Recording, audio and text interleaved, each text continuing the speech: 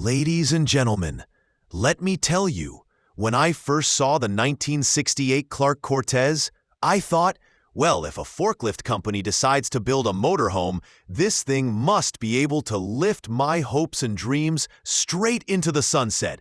And I wasn't wrong. The Cortez may be 20 feet, 6.1 meters long, but it drives like a stubborn uncle's minivan that accidentally got promoted to Class A motorhome.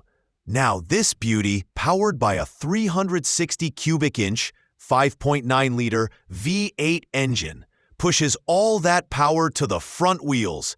Yeah, front-wheel drive in a 1968 motorhome. The same year people were watching the moon landing, this rig was already landing in campsites like a pioneer.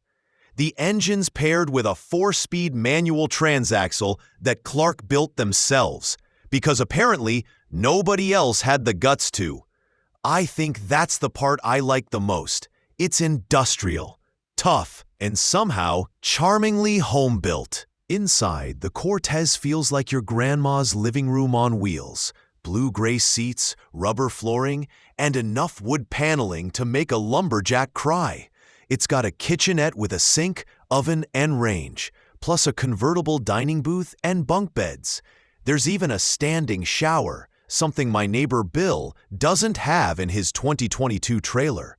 I told him that, and he said, "Yeah, but mine has Bluetooth." Sorry, Bill, this one has soul. This particular Cortez once belonged to David Monday, the president of the Cortez Owners Club. So yes, it's basically the celebrity version of the model. Monday didn't just drive it, he improved it.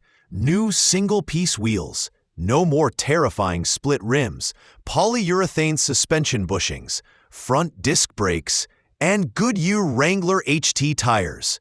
The man knew his way around both a wrench and a road trip.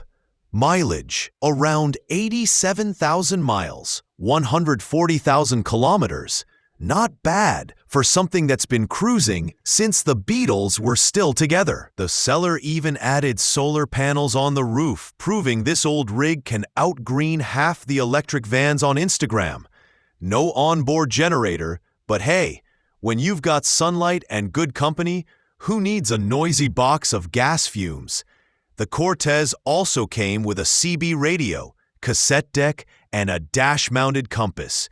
Because in 1968, navigation meant you trusted your gut and your map didn't talk back. I believe that's what real freedom feels like.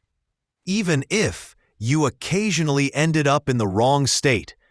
Price-wise, this rig once bid up to $19,500, around 18,400 euros.